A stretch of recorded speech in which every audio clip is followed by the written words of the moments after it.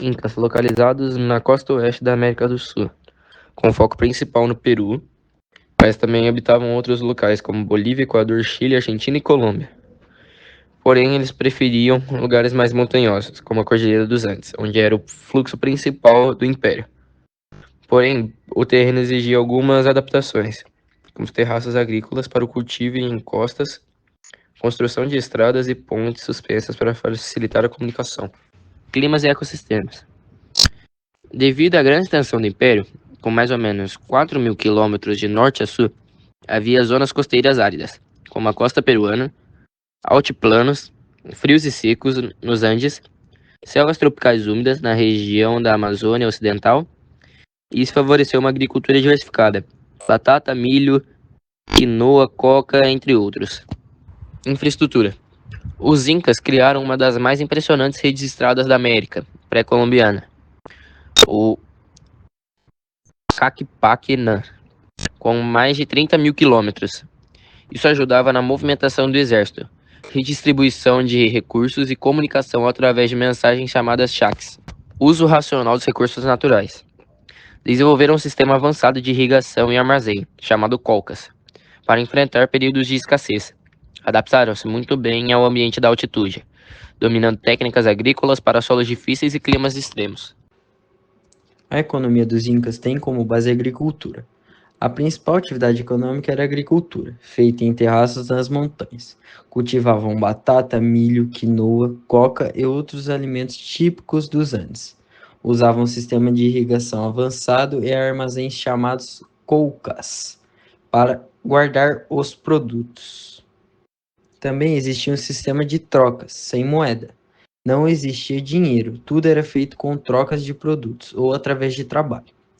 O excedente da produção agrícola era armazenado e redistribuído pelo Estado, de acordo com a necessidade de cada região. O trabalho coletivo, Mita e Ailu. Mita era um sistema de trabalho obrigatório que cada cidadão devia ao Estado, como construir estradas, templos ou trabalhar nas minas. Ailu eram grupos familiares que trabalhavam juntos nas terras e compartilhavam tudo. A redistribuição pelo Estado, onde o imperador Inca e seus administradores controlavam tudo: a produção, o armazenamento e a distribuição.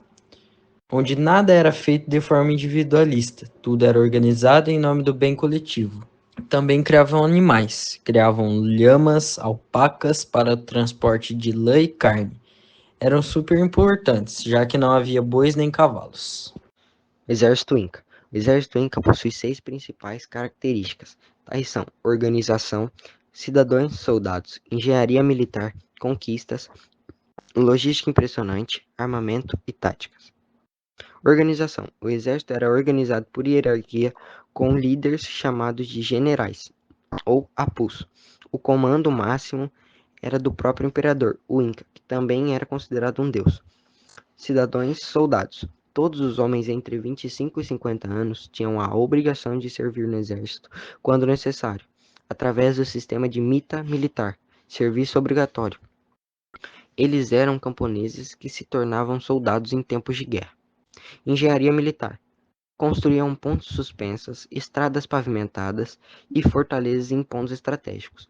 Um dos exemplos mais famosos é a fortaleza de Sacsayhuamán, próxima a Cusco. Conquistas. O exército inca foi responsável por expandir o império por milhares de quilômetros, dominando diversos povos dos Andes. Quando venciam uma batalha, os incas incorporavam os soldados dos povos conquistados ao seu exército. Logística impressionante. Usavam uma rede de estradas ou famosos caminhos incas e mensageiros chaks para se comunicar e mover tropas rapidamente.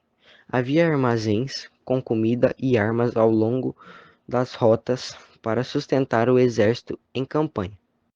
Armamento e táticas. Usavam armas como lanças, arco e flechas, porretes, macanas, fundas, estilingues e machados de pedra ou bronze. Não conheciam o ferro, mas suas ferramentas de bronze e pedra eram eficazes. Tinham estratégias de guerra bem planejadas, incluindo cercos e emboscadas. As principais políticas dos Incas. A centralização de poder. O Sapa Inca era considerado filho do deus Sol, Inti, e tinha autoridade total sobre todos os assuntos políticos, religiosos e militares. O império era governado a partir da capital Cusco. A divisão administrativa. O império era dividido em 4 regiões. Cada região era administrada por governadores chamados apus, escolhidos pelo imperador. Os ailus, que são as comunidades, formavam a base da organização social e política. A justiça e as punições. As leis eram rígidas, as punições severas, sendo elas exílio, perda de bens e a pena de morte. A desobediência ao Spa Inca era considerada traição ao próprio Deus Sol. A religião e a política unidas. O poder político era justificado pela região, onde Spa Inca era visto como um ser divino, e todas as decisões políticas tinham um fundo sagrado. Características culturais, avanços tecnológicos e conhecimento. Os Incas tinham engenharia impressionante, com entradas, pontes suspensas, canais de irrigação, também a agricultura adaptada ao relevo, com traças agrícolas, sistema de contabilidade com quipus, que eram cordões com nós usados para registros de dados, e sabiam fazer cirurgias cranianas com um certo sucesso. Idioma Inca. Falavam Quichua, que ainda é falado por milhões de pessoas hoje em dia na região dos Andes. Não tinham escrita alfabética, mas usavam os quipus como sistemas de registro. Arte e artesanato.